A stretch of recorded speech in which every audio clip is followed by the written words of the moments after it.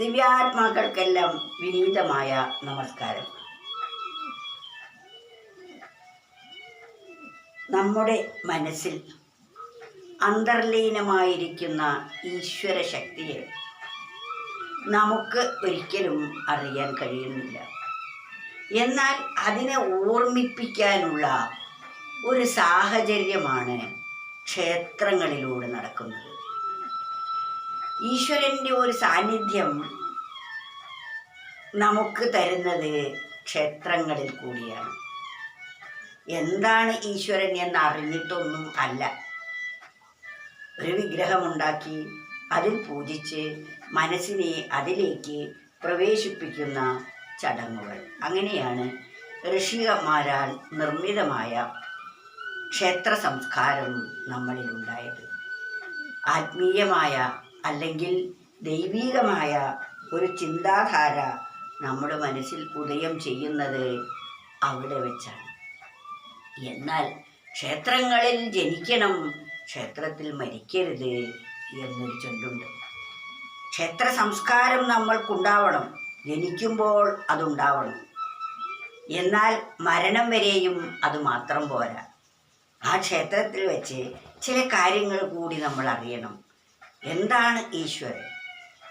എവിടെയാണ് അത്? നമ്മൾ ആരാണ്? നമ്മൾ എവിടെ നിന്നാണ് വന്നത്? എങ്ങോട്ടാണ് നമ്മൾ പോകുന്നത്? എന്തിനു വേണ്ടിയാണ് നമ്മൾ ഈ ലോകത്തിലേക്ക് ശരീരമെടുത്ത് വന്നത്? ഇത്യാദി ചോദ്യങ്ങളും ആ ചോദ്യത്തിനുള്ള ഉത്തരങ്ങളും നമ്മൾ കണ്ടെത്തണം. അത് കണ്ടെത്താനാണ് ക്ഷേത്രം. അത് കണ്ടെത്താനാണ് നാം പരിശ്രമിക്കേണ്ടതും അറിയേണ്ടതും.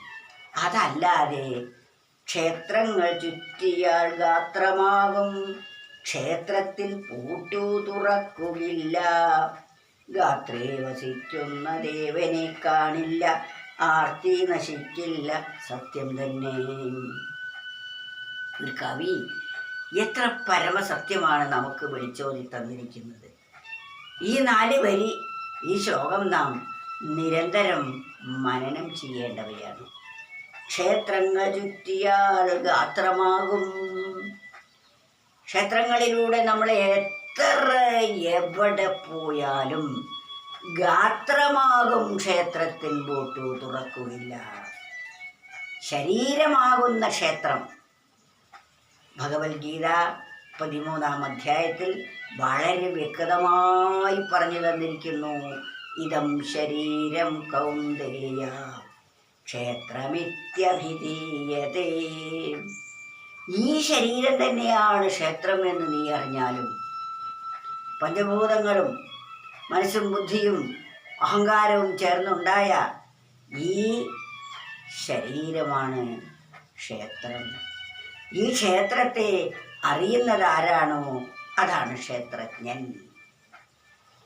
അവ ക്ഷേത്രം എന്താണ് എന്നും ക്ഷേത്രജ്ഞൻ ആരാണ് എന്നും പ്രകൃതി എന്താണ് എന്നും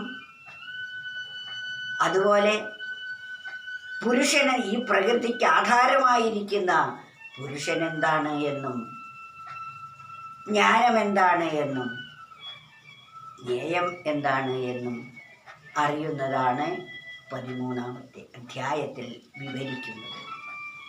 അപ്പോൾ ക്ഷേത്രം നമ്മുടെ ഈ ശരീരം തന്നെയാണ്. ഈ ശരീരത്തിലിരിക്കുന്ന ദേവനെ കണ്ടെത്താനാണ് നാം പരിശ്രമിക്കേണ്ടത്. അതിനുവേണ്ടിയാണ് ക്ഷേത്രങ്ങൾ നിർമ്മിച്ചിരിക്കുന്നത്.